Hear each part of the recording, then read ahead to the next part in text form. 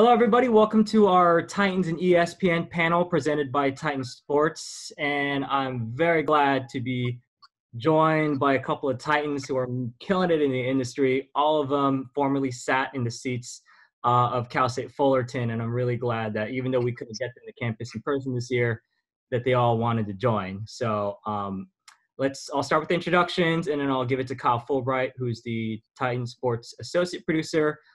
He'll be able to kind of pick the brains of the panelists, and we'll see what we can learn from them. So we're going to start with Carlos Saisu, a guy I've known since I was an undergrad. He works for ESPN Radio Los Angeles as a marketing manager. He's a man of all trades, primarily in charge of developing social content. So if you follow him on Instagram or Facebook or whatever, and you see a post, chances are it was made by Carlos Saisu. Alyssa, I've known since she was a freshman at Cal State Fullerton, and I'm proud to have seen her grow so much since she was a freshman coming from Chino Hills. She's a Titan Sports alumni, used to be the EP there. I used to train her at the Titan Sports games, and now she's working for the worldwide leader in sports. She spent 2 years at Bristol, used to cut the top 10 plays up there, and now she's back home in Los Angeles working for SportsCenter LA as a content associate. Alan Horta, I've actually been watching his work since he joined Titan Sports, and I'm glad to see his growth as well. He was formerly with ESPN Deportes, and now he's a content associate working for Now or Never on ESPN2. Alan has been slaying it. I'm glad he's been doing well. And finally, Tucker. Tucker, I've also known since he was a freshman at Cal State Fullerton. He was also at Titan Sports, so I'm glad to see that he's been doing so well and that he wanted to be with us. He also works as a content associate on The Jump with Rachel Nichols. It's a show that has plenty of star power. They talk primarily NBA and a little college hoops. So that is our panelists. I'm glad they wanted to be here. I thank everybody for watching. Kyle Fulbright, go ahead and take it away. All right. Thank you, Derek, and thank you all for joining us today. Obviously, these are crazy times that we're in right now, but the news doesn't stop due to the coronavirus. How has this virus affected you guys at your jobs, and how are you guys still creating content and seeing other people create content on a daily basis with no live sports on or anything? I'll go ahead and get this started. For us on the radio side, especially on the marketing side, a lot of it is messaging, and kind of like what you mentioned, Kyle, that it doesn't stop. I mean, even though there are no games going on, a lot of us are still working in a sports world that still has news. In the first week after the first major week of the coronavirus shutting down stuff, you had NFL free agency and how that took over. For us on the content side, we were absolutely thankful for it.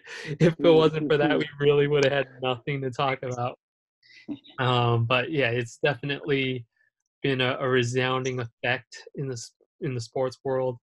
You make plans for certain content projects, and then you realize you spent all those times and all that stress developing those plans, all for it to be kind of wasted because of this. But you roll with the punches, and we're taught to be very flexible in this industry. If not, then we won't survive.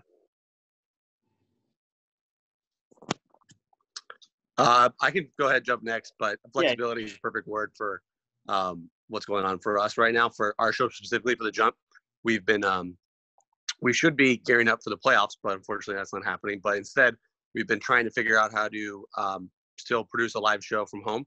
So it's really cool that the technology that ESPN has given us, where we're able to do all of our editing and access to all of our different content all from home, from our corporate laptops. And there's basically, they've set up a digital control room at one of our directors' houses, and he's able to control the whole show. And then there's cameras at all our different talents' houses, and we've been pushing out different segments throughout the week.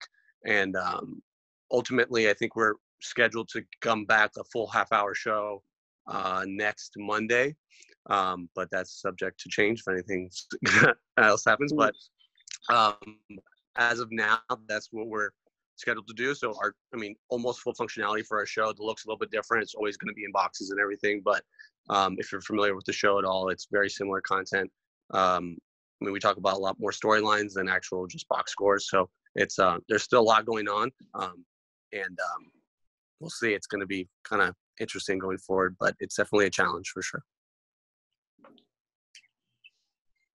Okay, I'll go next. Yeah, SportsCenter it's been crazy because our LA-based show is not airing right now. We're helping produce the shows that are out in Bristol right now. They did give us the ability, like Tucker said, is to access all of that stuff from home, whether it's our editing programs, our rundown programs, so that we can be as helpful to other shows as possible, whether that's pitching new ideas, how to pitch content with no sports going on. So for example, this past week, I helped produce an element that aired on at the Noon Sports Center right now.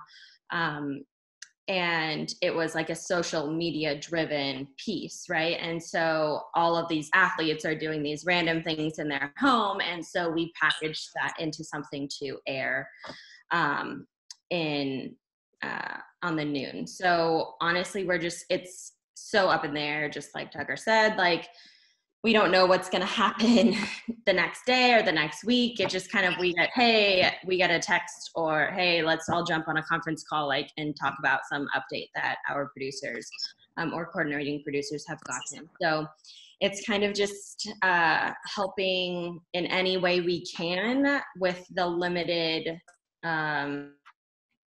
with a limited staff, and obviously not being inside. So, yeah.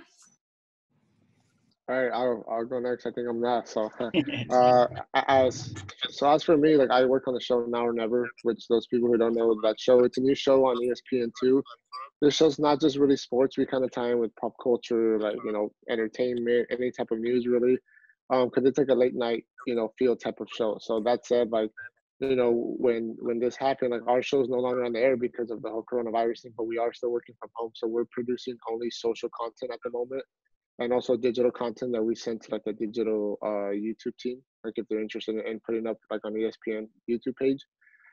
So we're producing just content for social. So the fact that we can tie into other stuff besides sports has helped us out a lot. For example, yesterday and today was WrestleMania. So this week we jumped, I don't know, at least our guys were super into old school wrestling. So we did a 3-minute social media piece of the Mount Rushmore of wrestlers, who are the top 4 wrestlers you want to be a part of. We threw in The Rock, Hulk Hogan, different stuff like that, because at the end of the day, like you say, sports doesn't stop, and especially for diehard fans like myself, I need that content some way or another, especially with no sports being on. So it's been a little tricky, working from home. We all have corporate laptops as well, so we do a lot of editing from home. Everything we do is from home. So right now we're really taking advantage of the fact that our show's not just sports primarily. So I think we even threw in this week, I don't know if you guys saw that Kim Kardashian Courtney fight on the Kardashian show, and we even said all right, we hardly talk about this, but this fight, was it real or fake? We're kind of open to anything, but right now it's been interesting. It's been a challenge for the whole company. We don't know what the future holds, but for right now, Alyssa was saying, we jump on a conference call about every day, and we're all right, what should we do for today? We touched on NFL free agency 2 weeks ago, but that's gone now, and there's not a lot of football you can talk about because we don't know what the future holds. So we kind of go in every week where we jump on a call, we throw ideas, we pitch ideas, segments we can do, and from there we just kind of, I don't know, we see what's trending on the internet, what's trending on Twitter, and from there we just get the best content we can, and then we post it just for our social media. One more thing I want to actually add and kind of emphasize with everybody is, because these are atypical times, we are doing atypical content. Everybody is pulling content out of their just to kind of be more creative. We talked about the Kardashians. Exactly. That alone says it all. You're not doing that in a typical show. So we're doing things like video game tournaments and this and that just to create content. And again, we still have an audience that is hungry for that. So it's on us to, I don't know about you guys, if you could agree, but you guys feel like you're working harder because of that, just to be more creative to find that kind of content? Another thing I want to add is, because I am with ESPN Los Angeles, more so on the radio side rather than the TV side, especially with the marketing side, we have a certain messaging with giving back to the community. So this is a time where a lot of people are struggling. So us as a radio station, we're using our service on air as a due diligence for the community and helping with small businesses, those who are getting let go from work, and trying our best as a brand name ESPN to help out the city of LA. Okay. So a lot of you guys have the same job title as a content associate, but you all work on different shows in different areas. What do you guys enjoy most about your jobs, and what are some daily challenges you face on the job on a daily basis? We can do same order, or whoever wants to go. Ladies first this time. Okay. So we all are called content associates, but kind of like you said, we all work on different shows, and we may all generally cut video, but our day-to-day activities all are so completely different because the requirements for those shows are all completely different. So for me, I would say for sure a nightly challenge is, on a normal night, obviously these are not normal nights, but on a normal night, challenges include are mainly reacting to everything, right? All of the sports we come on nearly after everything is over. And so we have to, if something happens right before we go on air, we have to adjust everything, you know? Kawhi Leonard got traded like 2 minutes before the show aired last year. Like, it was just crazy, you know? So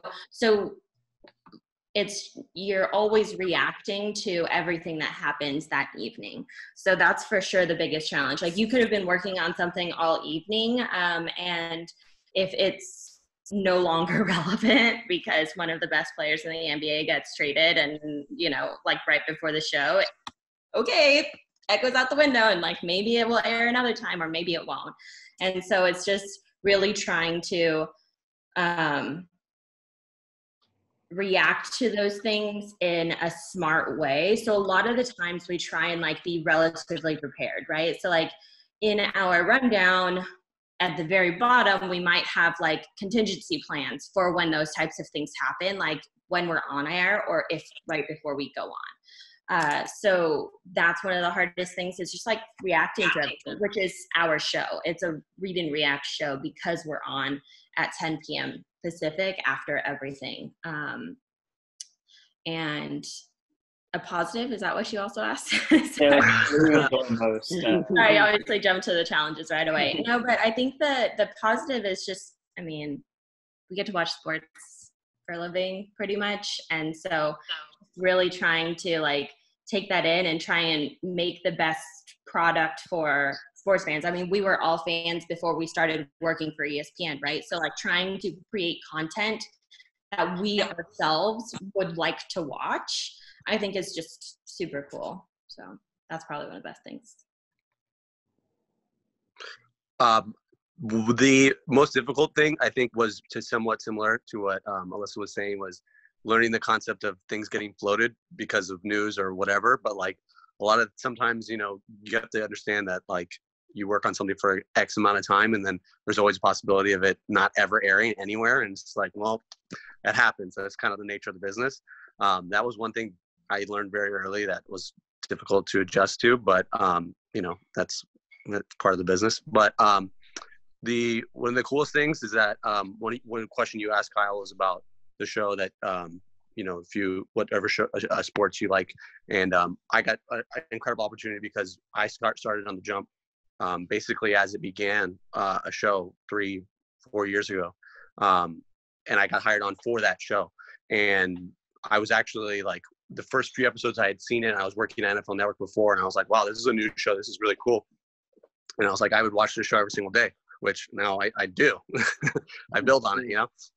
So that's a really cool thing, and I've been fortunate enough to, you know, be on that show primarily for the most of my time at ESPN. And me and Alan had a similar type of kind of cycle coming into ESPN where we both started off in LA. Alyssa started off in Bristol, so it was very different. But the general normal things, people start off in Bristol, and then sometimes they get the opportunity to come back home, like Alyssa did.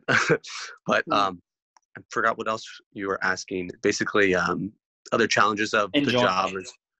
Sorry, go ahead. Yeah, challenges, and then like what you enjoy about it. So that's what. Yeah. So yeah, definitely. Like the biggest enjoying thing is like basketball is my favorite sport to watch. So getting an opportunity to pitch ideas and like build things based on what, you know, I'm already watching no matter what is really cool to see it come to life on TV.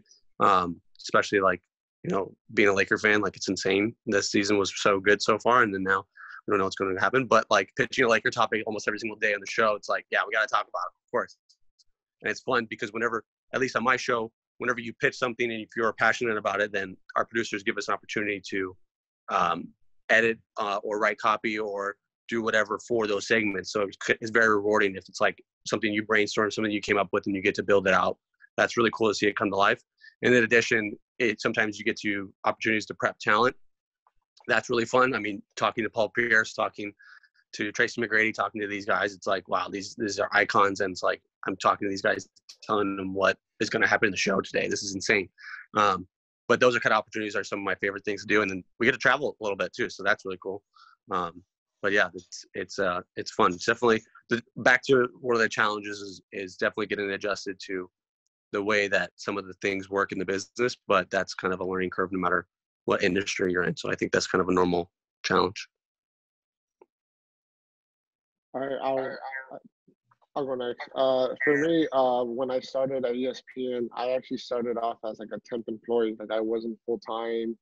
I basically had like an 18-month contract, and this was back when I was on ESPN Deportes. So I was working on a Spanish show. So me being bilingual, that really helped me, you know, start at ESPN because I worked on a Spanish show for like my first year and a half, and that kind of, you know, started the way. And then I was able to, you know, become full time, and then that's when, you know, the show switched. So I ended up working now on like this show Now or Never, and some of the challenges from that was just like, you know, Tucker says, you know, he was part of the Jump when kind of the show first started. So when it's a new project, you know, it's some of these things are like, you know, hit or miss. You know, you try a lot of stuff out and you see what works, you see what doesn't, and you kind of go from that. For my team right Now or Never, we're a small team. We're a small team of 5 people, and that's with producers, segment producers, like us PAs who are now content associates. Like I'm a content associate, but I produce graphics on the show. I cut montages. I produce segments. I write copy. I tee up talent. You know, we do a lot of stuff, which some of my challenges are also some of my blessings, I think, because it also helps me learn a lot more. Because I know, like on other shows, like unless you're a graphics producer, you're not producing graphics, you know. So for me, that's something that I've been able to take advantage, which can help me in the long run.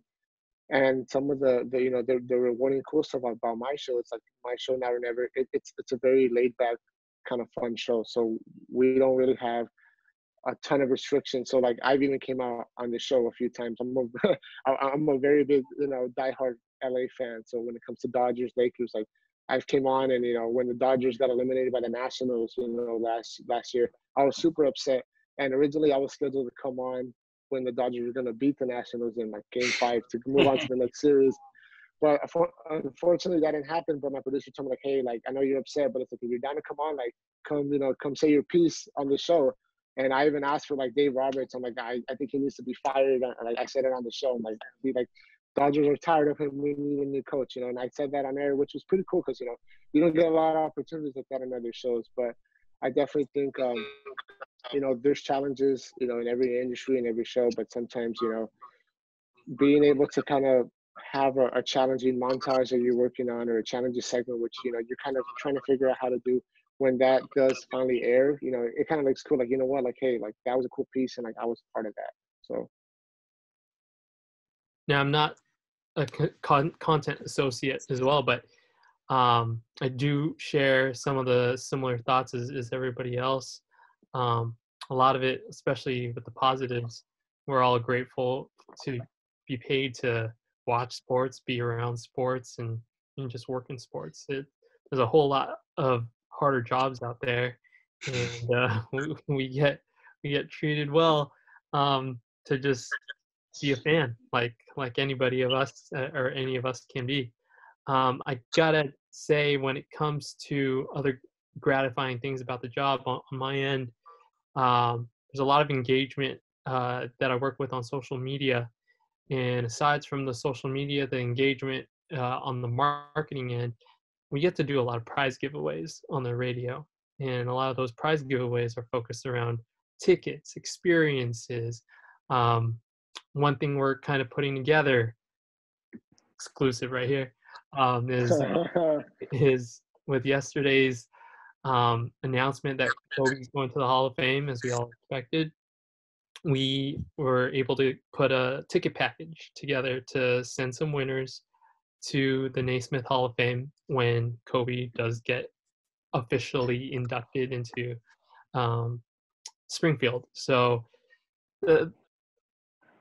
things like that, as well as kind of seeing the joy and the excitement in winners' eyes to experience that, it's awesome. I mean, for us, we're around sports every day, and we have access to some things that other people don't.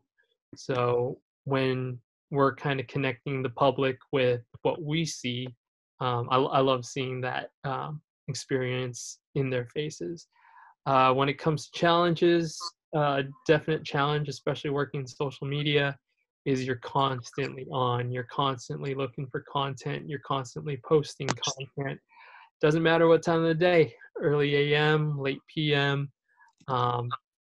Example again, you're not working 9 to 5 days a week. You're working odd hours.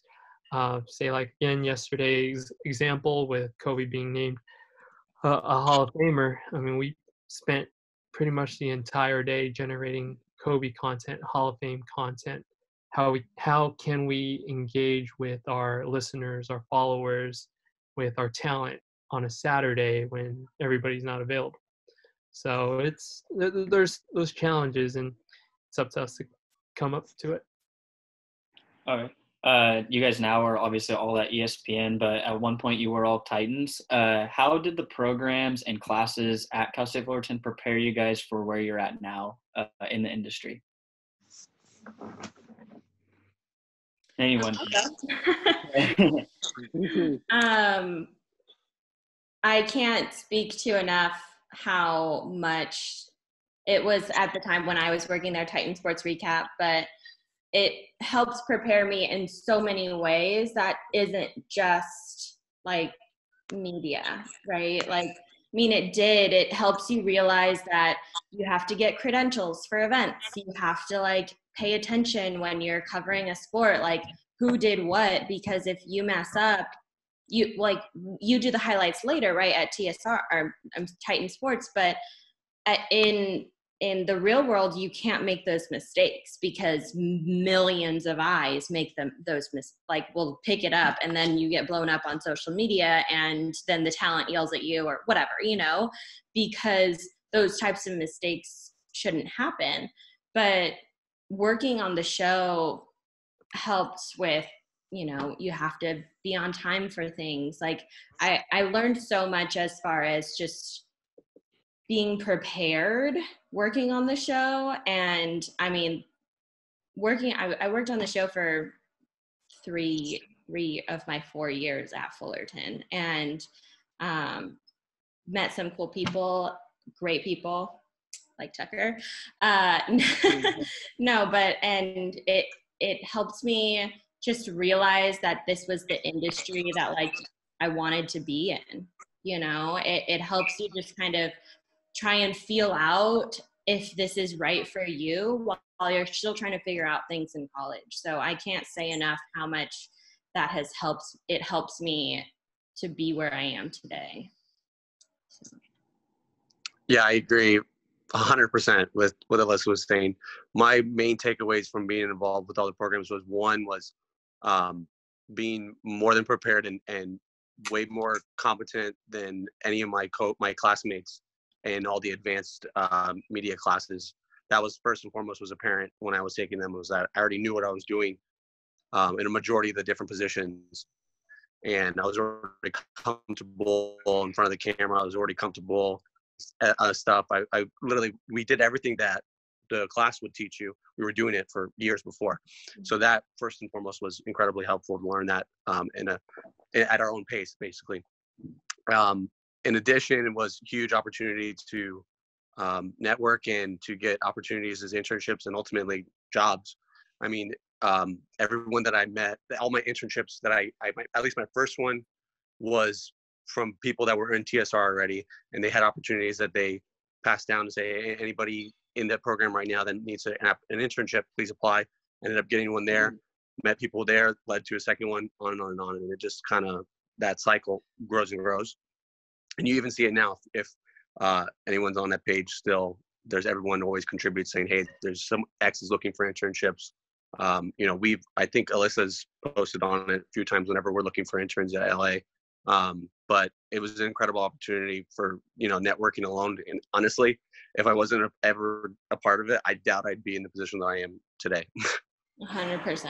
100%. Yeah, I definitely think that, you know, being a part of Titan Sports or Titan Sports Recap when I was there, it just, you know, it kind of just, it opens your eyes of what the industry really is. So like, you know, Tucker and Alyssa were saying, like, you get to be in front of the camera, behind the camera, you get to see what you like, what you don't like, you know, getting credentials, stuff that's very tough. Cause like now when we want to report it, like we got to send credentials out for the Laker game and stuff like that. So it's the same things, obviously on a larger platform, but it all comes down to the same things. And like Tucker was saying, like I learned how to edit on my own, and it wasn't always easy, but I learned how to edit on Adobe Premiere before I had to take those editing classes for con.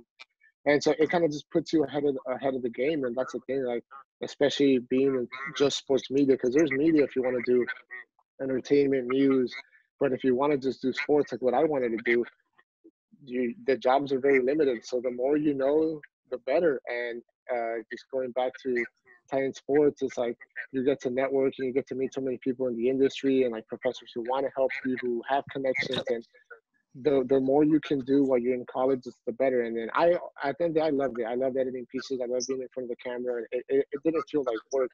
I think sometimes when we're students, you know, at least for me, it was a case where it's like you almost feel like there's just not enough hours to do everything because you have homework, you have a job, but then you want to do Titan Sports. But that's a good opportunity to kind of like set yourself on a different path than other people, because at the end of the day, when you graduate, you and everyone in your class is probably looking for the same job. So if you can have one thing better than someone else, that's what it is. Because at the end of the day, you know, it's competition, and ESPN is great, and we're all thankful and happy to be here. But it wasn't easy. I know we all have our different stories, but it's very competitive. And for me, like I said, I was thankful that I'm bilingual, so I had to get in through speaking Spanish, and you know, you use the cards you're dealt with. So that's kind of what helped me. And I just made sure when I was in college, besides Titan Sports, I networked, and I was also a part of other clubs like the ETC Entertainment and Tourism Club, which I had no interest in entertainment or tourism, but sometimes we would have sports panels. So I met people who worked at Fox, who worked at ESPN. I think I met Alvin Ano, who used to work on NBA Countdown. Yeah. He was an AP for Countdown, I remember. And I met him there, and I asked him a million questions. And I was that annoying college kid who wanted to email and follow up about everything. But he was one of my connections. So when I remember, like, one of my first days at ESPN, which I think was one of his last days at ESPN, he kind of came up to me and he bumped me. He's like, I knew you were going to come here one day. And that felt obviously really good, because like just 2 years before, I was asking the questions on how to get my foot in the door. And then 2 years later, I was there. So definitely network, put yourself out there, because like it doesn't hurt being in clubs. It doesn't hurt trying things out. And you also see whether you like them or not, because I know a lot of times we think, okay, I want to do this. And then you major in this, and then you figure out a few months in, a few semesters in, hey, you know what? I'm not too sure about it. So unless you try it out and you kind of see what the real world is about it, that's when you finally start to see what it is. Like for me, I always knew I wanted to do sports media. Like there's no doubt about it. Like I'm a diehard fan, and like, you know, Carlo was saying, like we get to talk sports for a living. So we're definitely very blessed. It's competitive, especially being at ESPN, because you have millions of eyeballs watching, and people want to see you fail. That's the name of the game. But that's why, like, we have to be on our A game, and that's why that kind of started ever since I was in college. Where like I learned as much as I could. So now that I'm at ESPN, like now that like for right now this situation that we're just posting social content, being on Premiere is like my college days, like editing videos, video montages. So it kind of all comes full circle. I don't want to feel like the old part here. I'm curious, Alan, Alyssa, Tucker, what class are you guys? I am 2015. 2014. 2017. So back in March. So we didn't really have Titan sports recap. I'm class of 2010, and because that didn't really get started, I was taking advantage of the classes and what I can take away from the books and the experiences there for our class assignments, 371, 372, 472, with Foster and Evans. But honestly, most of my experiences came out of the classroom, which is a great way to do it because, like Tucker was saying, internships was huge. So I was looking at internships with ABC7 here in Los Angeles as my outlet to display what I'm learning in the classroom. I was doing that as well with a community college around here, Mount Sac. So I was trying to find those experiences where I could actually use the tools that we were learning in the classroom. So really, at the foundation of it, it is what we learned in the classroom and in the tips and the techniques that we learned on how to edit, how to deliver in front of a camera, and just how to be a storyteller. And that's really at the basis of it. So kind of growing on that, finding an outlet like an internship, and hopefully you watching really take advantage of the internships and the networks that you develop. I mean, you have 4-5 incredible people here just in this chat room that you can reach out to for job and internship opportunities, and that can really escalate to having your dreams come true. And I know it did for me. Mm-hmm. So yeah, you guys have obviously learned a lot working in this industry, specifically working at ESPN. What is something that you've learned so far that you wish you had known when you were in college, when you were graduating from college? Good question. Yeah. That's a really good question. Uh, I think that, I guess for me, off the top of my head right now, it's just that not knowing is okay. And I think I really struggled with that because I felt like I had to know what I wanted to do, right? Like I had to know, okay, like I have to make a decision if I want to do this or this. I have to know if I'm going there, that this is what I want to do. Like if I want to do features, like I have to know that like I want to do features. If I know that I want to work in like the I felt like I had to have the answers. And not that I'm like an old wise owl or anything, but like I still don't really know the answers to those questions. And I've been working at ESPN for 5 years. And so I think that just like realizing that like the taking in and like the journey it's okay to not know, and just to take the journey for what it is and like soak in everything that you can for any internship that you have to get to go into post-college world.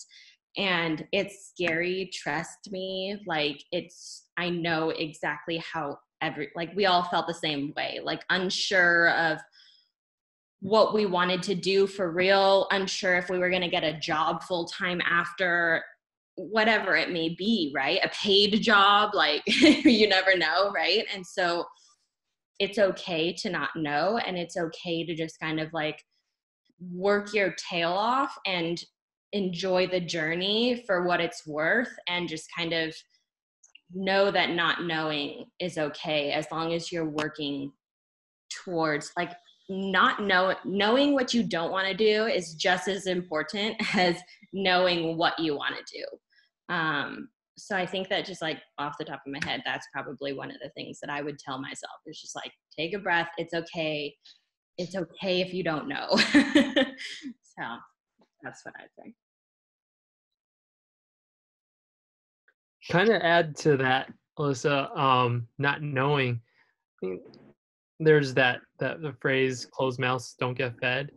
Really, when you're not knowing, and in order to know, you got to speak up. And especially entering the industry and kind of being observant, kind of wanting to learn everything. People are actually really willing to help you, but they don't know that. So it's really up to you to really stick up and stand up for yourself. And if you are interested in learning something, you got to be able to represent yourself and say, hey, I want to do this because it interests me. And kind of like what Tucker was saying earlier, pitching ideas for a show like The Jump, very popular show. You can't be scared to toss out an idea. What's the worst that can happen? Getting a no. Yeah, rejection happens all the time. And that's why we are all in the position that we are in right now, because we dealt with rejection. So one thing kind of going into our careers is you expect the glitz, the glamour, the success, but it gets tricky, and there are very challenging days where you deal with a very stressful kind of rejection. You put a lot of energy into something and you realize, nah, it didn't come into fruition the way that you wanted to. So just be prepared, be thick-skinned. Alan was talking about the competitive nature of our business. But that, and actually just being able to feel good and feel confident about yourself when you do have ideas and you want to speak up. I would say I agree a lot with what Carlos saying about open mouth. A closed mouth doesn't get fed, excuse me. But I'd say because my one takeaway would be that when I first got my job, I felt like, wow, I made it, great, I'm set. And then I was kind of, I'm going to coast from here. But I wish I was a little more aggressive to start because it took some time to understand that to not be complacent just because you got to whatever position that you always wanted or whatever. But at that point, like, you really got to, it's at that point, it's probably the most important to establish yourself in your role at that early on rather than wait. And I would say advice to my younger self would be even more aggressive during my first, full-time position. I think that would be it. For me, just to kind of not go into what everyone says, because I agree with what everyone's saying. Just something different for me that I would say is like internships. I know Carlo was speaking of them earlier. Like, internships are so important, and it's a way to get internships. You need to make connections. So it's like closed mouths do not get fed. So it's like every time, like on a panel like this, like get our email down, get our phone numbers down, reach out to us. Like, people in the industry really do want to help students because we were you guys a few years ago. Yeah. So we know exactly, like Alyssa was saying, we know exactly how you guys feel. So ask questions, and sometimes, I have a few students that reach out to me, and like I can see their passion in them when they ask me questions. Like, sometimes I even notice them get like a little nervous asking me questions, and like I know that same feeling because I was always like, all right, I'm gonna send this text to this person who, like, when I see, text Alvin, like, hey, I know he's on the ESPN, like, let me make sure like this email is perfect. You know what I'm saying? And like, we're people at the end of the day. Like, we all have ups and downs, in our careers, in our personal lives. So it's like, it's okay, like that's what I'm saying, to not know everything, but like make connections, network, because the more people you know, the better, especially in this industry. Like, you don't realize how small this industry really is. Like, I've met people who I met years ago when I was in college, and now they're at NFL Network or working for MLB, and I'm at ESPN, or they're like in local news. And we were all in the same internship, 2 years ago. And now I know people who work at Fox, who work at NFL, and that can always help you. So I would just say, ask questions, put yourself out there, because you can be the most talented college student in the world, but unless we can really see that, we won't really know that. And at the end of the day, you don't want to just be like another, resume on a stack of 1,000 resumes on a table. So like, make connections, because if you can use people like us who like want to help you to your advantage, like, we're always going to be like, hey, you know what? Like, I have this student who wants an internship. Like, I think you should give him a shot. Like, he seems like he knows what he's doing and he has a passion for it. And, just take a chance, apply for internships that you may not even be qualified for. The worst thing that can happen is you get a no and you're in the exact same spot you are now. So I would just say, keep applying, keep trying to do things you haven't done, keep trying to connect to people, keep attending panels like this. Like, I used to be in one of these like once a week. Sometimes it would be, like I said, I was a part of Entertainment and Tourism Club. I would meet people who work for E Entertainment, and I didn't really, want to work in entertainment, but I would maybe learn something from them that I wouldn't have known if I didn't attend. So now it's like, the more people it's never going to hurt you to to know more people in this industry. So keep at it, and everything will work out eventually. Okay. Some of you guys have already touched on this a little bit with internships and networking, but what is some advice that you would give to a student graduating in the broadcast journalism field and someone that wants to go into kind of the same industry that you guys are in right now? Any advice you would give? Apply everywhere. Yes. like everywhere. Don't just apply oh, I'm gonna apply for this. I'm really stoked about this one job. Yeah, of course you are, but just literally apply to literally every single local TV network, sports industry, any kind of even though you want to work in sports, don't be hesitant to apply for other positions just because you don't get the sports gig at first. Work in the industry, work in the news industry, work in the media industry, and then after that point, try it out for a year or 6 months, whatever, and then that'll only make your resume even more strong for an opportunity to move into the sports industry once you see an opportunity that you really like. And I'm not the best person to ask about this, but I always wanted to stay in LA, so I didn't even entertain the idea of moving somewhere for another job. But if you're really this is the one thing you want to do, then I know Bristol is always hiring. So yes. if you're willing to make the move, go for it. And anybody can ask me about Bristol often. There's a reason why we're all laughing when we're talking about Bristol. Yeah. I actually never went to Bristol except for rookie camp, so I'm kind of with Tucker on that Carlo, one. did you go to Bristol? I went to Bristol for rookie camp and then for some other thing called Talent Day. But you guys all escaped Bristol. Oh. So if anybody has questions about actually what Bristol is like, seriously, ask in the chat. We can't bite you. We're through a screen. And two, any questions, obviously ask for us. But I think one of the biggest things, just to touch on Tucker, if you're willing, just apply and then make the decision after, right? Because you don't know. I applied to Connect. I'm telling you, I applied there and I got the call. Bristol is. What is Bristol? Wow. Bristol, Connecticut. It's where ESPN's headquarters are. So LA is just one of an additional location. Bristol, Connecticut is where 4,000 to 5,000 people work. That's where the main hub of ESPN is. And so they have a much larger workforce than our little LA office. So if you want to work at ESPN now, Alan and Tucker, as far as in production goes, not necessarily on the radio side because I can't speak to what Carla does, but I had an internship at ESPN my senior year at Fullerton, and then got the full-time job afterwards. But it took me a long time to decide if I even wanted to apply because I'm SoCal girl, born and raised. I know nothing about Connecticut, East Coast winters, nothing. And so just not knowing if that's what I want, it's a complete lifestyle change. But we're getting away from your question. If you want to ask Bristol questions, please ask. But I will answer the real question right now. My advice is just, I think what we've already touched on is internships are so vital. What I also previously touched on is not knowing what you don't want to do is just as important as knowing what you do want to do.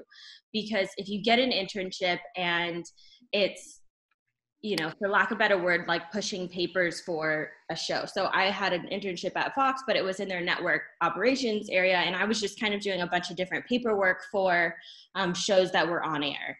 And I was so grateful to have that experience because I got to talk to other people, get the internship because you can, once you're in, you have an in. So we've already also touched on is that people are so willing to help.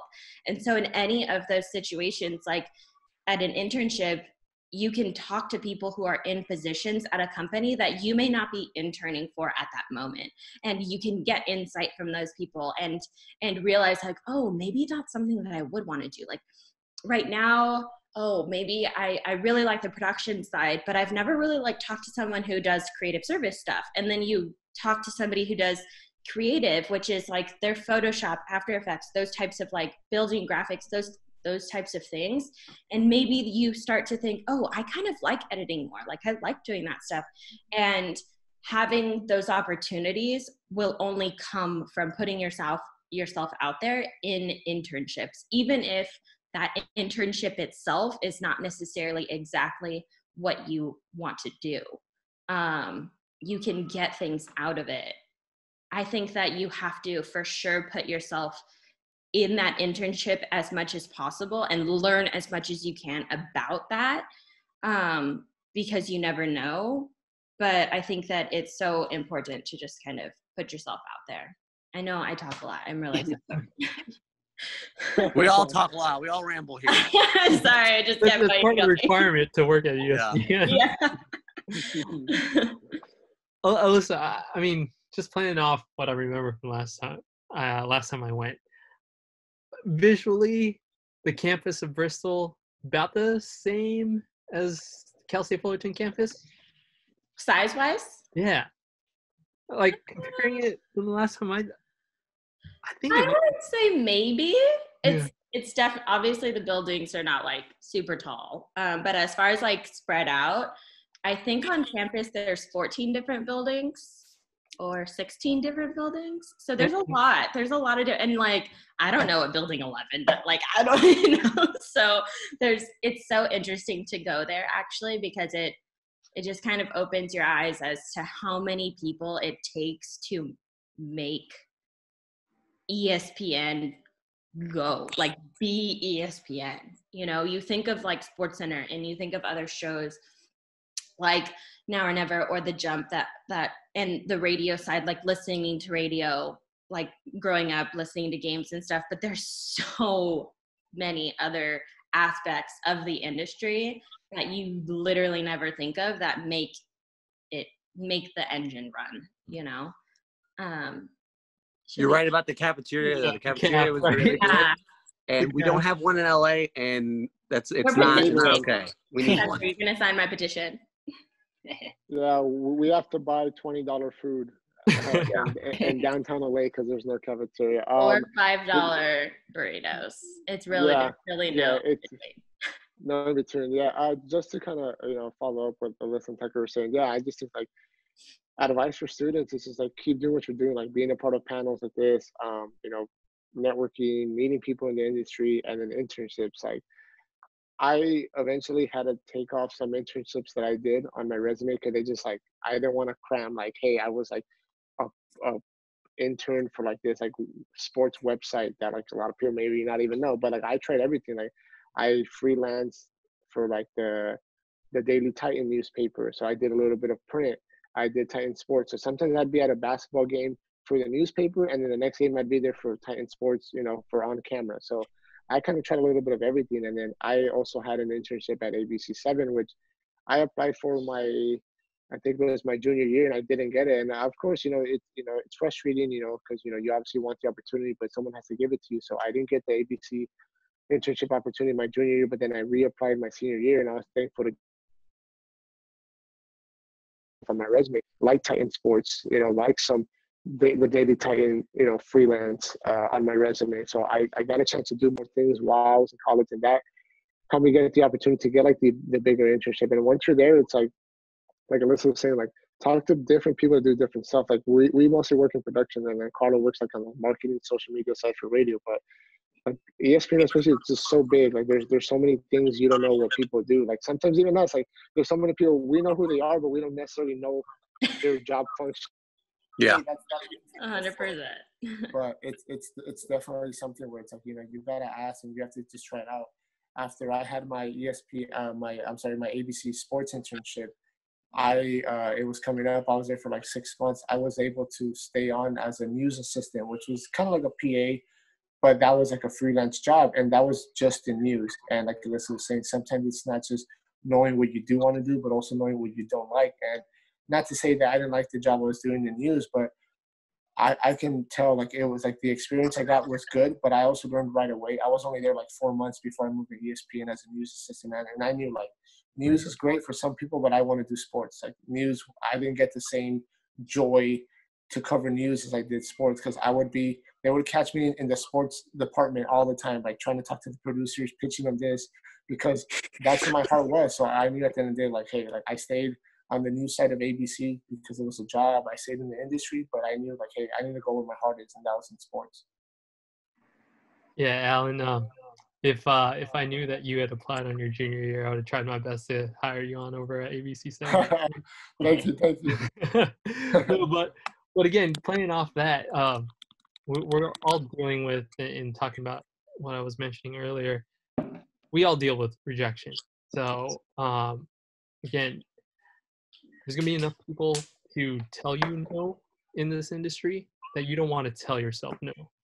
Don't be that person to add to the people who are telling you no.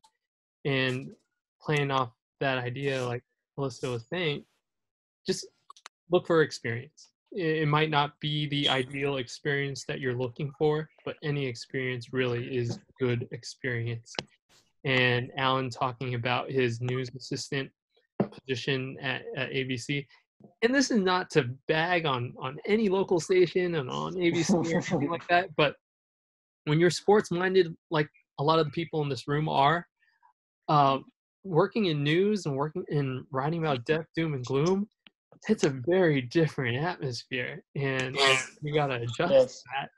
So we all have our stories because of that, and we wouldn't have those stories if we didn't have that experience. But again, think about it this way: even though I didn't enjoy my news experience the way I enjoy my sports experience now at ESPN, it's definitely made me a better writer.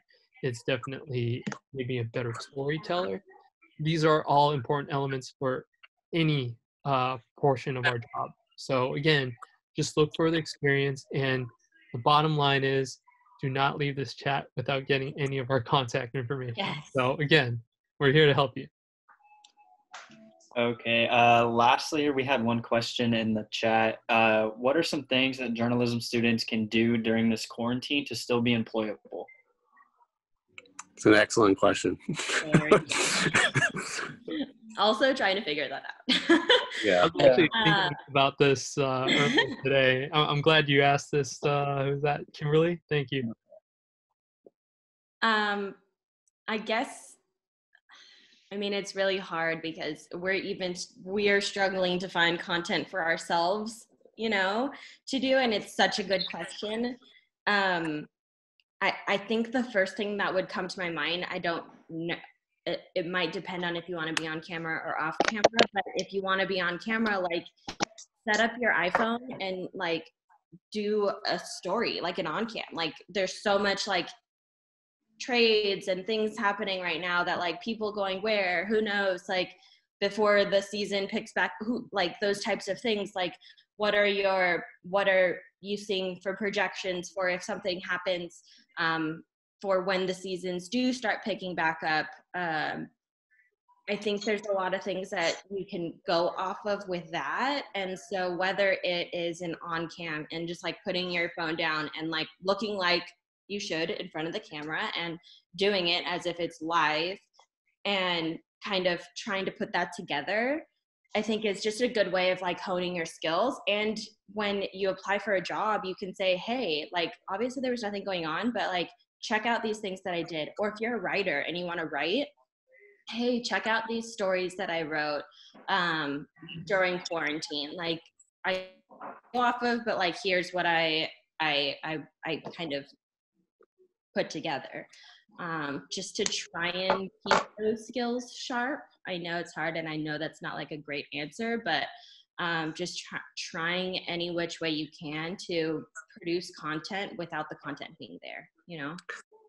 I thought of two things while Alyssa was talking. One, this is what Foster taught us in one of the classes, was, I know it's not as applicable right now because you're not driving around as much, but if you are driving and if you want to like learn more about how to talk as a reporter on camera and kind of connect your thoughts in a seamless way, is just literally call out the traffic and like talk about what you see as you're driving. That was something I remember that always stuck with me that he taught us, and I was like, wow, that's incredible. That's something to try. I guess you can do if you're driving around during this time. The other thing is that any kind of like technical aspects of like, either if you're not good at editing, download some clips off YouTube and start editing on iMovie or Premiere or whatever you have access to. Just being comfortable doing something like that is incredibly important, especially in our work.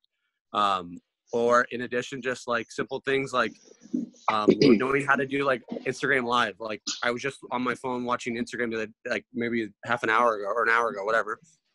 And I clicked on the ESPN Live feed, and there was one of our talent was on there, and she was like talking, answering questions. She was trying to like figure out how to add someone in to the conversation. And it's like, oh, and I'm thinking, I don't even know how to do an Instagram Live, like, but that's like little things like that, like that's what, you should know.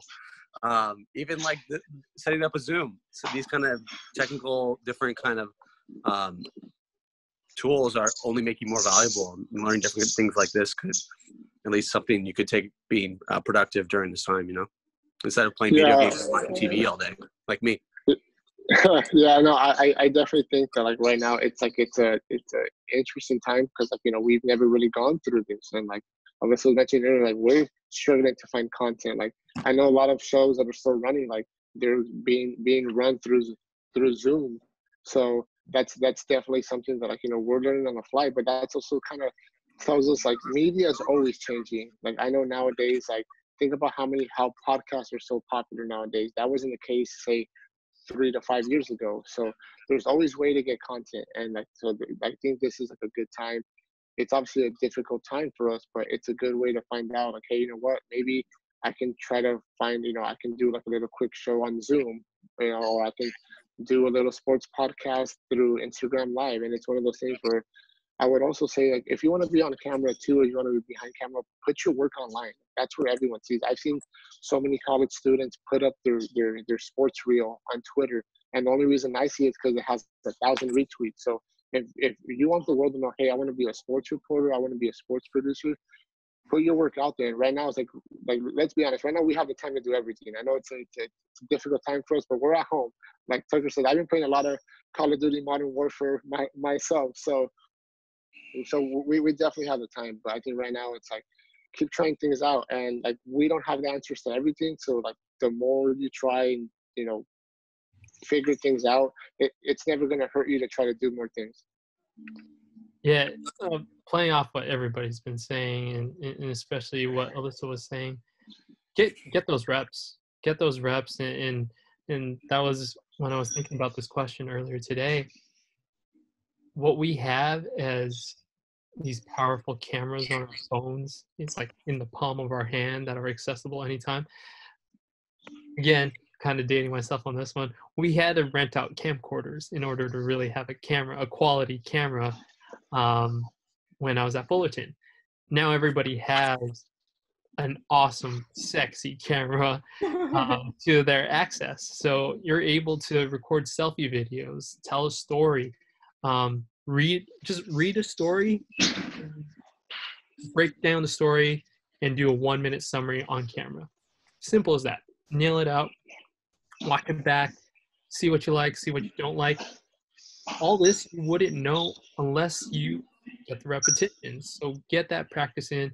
That goes with writing as well. With all the rules kind of thrown out of the window at this point, be creative. There is no right way and wrong way to do something. Look for certain techniques that you like. Use us as resources. If you want us to look at your work, we won't be too hard. We'll be able to kind of tell you, hey, this is actually a really good thing. Keep running with it. Keep going with it. And one more thing, and this kind of goes off with Alan, putting something out on social media. Right now, everybody's spending more time on social media more than usual. And this is thrown from our end, this is throwing analytics way out there. Yes. I mean, we usually are used to, okay, we know more people are on social media this time of the day and that time of the day. Now everybody's on social media at random times and all the time. I'm scared to see my weekly screen time. Oh yeah. Don't check it. I actually got the alert. I got 50% more screen time. Wow. Yeah. Yeah, mine was a lot too. And this is why all of us employees for ESPN all have glasses, because we are always Yeah.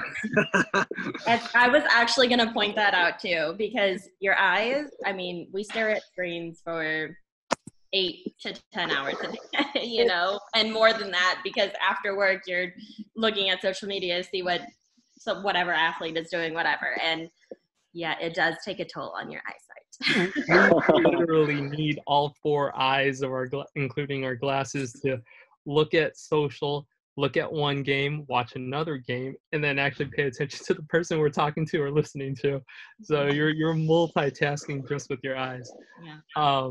But to that point, you're with everybody on social media. Reach out to the person that you like. Reach out to the person's writing, person's reporting that you like, and more than likely they have their social media on access as well, like all of us, and they're going to get back to you. So if you're looking for a mentor, you're looking for somebody that you can get advice from, somebody who can look at your tape, somebody who can look at your portfolio, we're all accessible at this point. No excuse. Times 2 exist. Awesome. I think that's all we have, all the questions that we have. Do you guys have anything lastly to add to this? Use Derek as a resource too. Derek's done all the different kinds of positions. You know, he was working out in Montana, right? Yeah. Lean on him. Ask him tons of questions. He's an incredible resource. Obviously, putting this all together. Definitely lean on him as well. Yeah, I try my best. Yeah. Not quite the studs as you guys are, but I could definitely do my best. Just one thing to say, like what Tucker said, like you know, find your resources, find people who can help you out, but also like you're in a great spot. Like Cal State Fullerton is a great school, and Titan Sports is a really, really good program. Like look at us, like just like we graduated not that long ago, and now we're already at ESPN, and like not just this isn't obviously the only company you can work for, but I know a lot of people that graduated in my class 2017, and the people who are reporters, producers who are working for E-News, like we're a really good school. I know sometimes like, you know, there's sometimes like the narrative like, oh, well, there's USC, UCLA, like people want students from the bigger schools. I completely disagree. Like I think Fullerton's like one of the best schools. Maybe I may be a little biased because I went there, but I think for the journalism program for Titan Sports, like I think we've seen a lot of people do great things, and I think you guys are the next ones to kind of carry on that tradition. So keep it on and keep it going. So then in a few years, you guys could be hosting these panels as a guest. Definitely. I want to echo that. And a little story. So when I interviewed at ESPN for the internship, they had the other person that was like also interviewing, and we both went to the meeting, and she was from USC's like journalism program. And I like, basically my heart was in my butt at that point. Like, oh great. Like, you know, and I got the internship over her. So like, I think it doesn't matter where you went to school. Like half the people at ESPN, nobody cares. Like you talk about it, right? But it's not. Unless you went to University of Arizona, then you won't hear the end of it. Yes, that is also, if I hear another bear down. No, but it's so true. Don't, like, Alan is so right. Like, we went to a great school. Like, believe in what you're learning, believe in your hard work, and it doesn't matter, like, where you came from, you know? And so I think that you believe in yourself and keep grinding, honestly. Like, we all had to grind, and I think that we still do. I'm sorry. Yeah, and still, exactly, and still have to. I mean, the question about like how do you produce content during quarantine, like we're literally asking ourselves that question. You guys tell us. Yeah, what do you guys want to see? but I think that I'll put my email in the chat. And Derek, I know that there's not a ton of people in the chat, but share it. I'm totally willing to chat with people about, and if anybody wants to know about Connecticut because they're like thinking about, like, I will be completely honest. And that might scare them away. There you go. Jacqueline wants to go. You want to know? Okay. Jacqueline, email me, and then I'll give you my phone number. We can talk on the phone because I don't want to keep everyone here. The one time I had to dig my rental car out of ice. Oh, that's all I'm gonna say. One time. Oh, one time. Yeah, lucky me. Only one time. The one time I went to Bristol, it was in the summer, and it wasn't that bad, but I know it was the summer. So. Oh, man. Summer also sucks, but obviously not negative degrees, so it's better than winter. One thing I got to add from the management perspective, I'm looking for talent. I'm looking for people. If you guys got skills, again, be confident in yourself. I'm looking for you guys to help improve our game as ESPN, as a brand. So continue to just hone your craft right now. Obviously, we can't really do anything with hiring, but I'm in situations where I'm training people how to edit. And this is not ideally what I would want to do on my normal workday, but I understand it's something that I got to do with my team. But you guys are going to be coming out of school with some of the skills, if not more of the skills, that some of my colleagues have right now. So again, just keep in touch with us.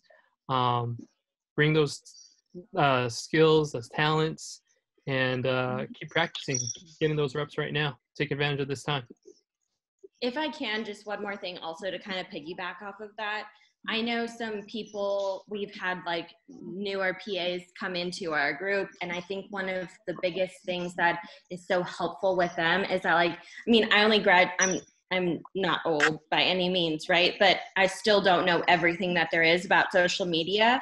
And I think that is such a big tool because your guys' generation, like, I mean, I was also immersed in social media, but you guys are on another level. And to be able to use that to your advantage and know the newest trends and know the newest things like those, that is so valuable, and use that to your the TikTok dances. Yeah. I didn't even know whatever, but yes.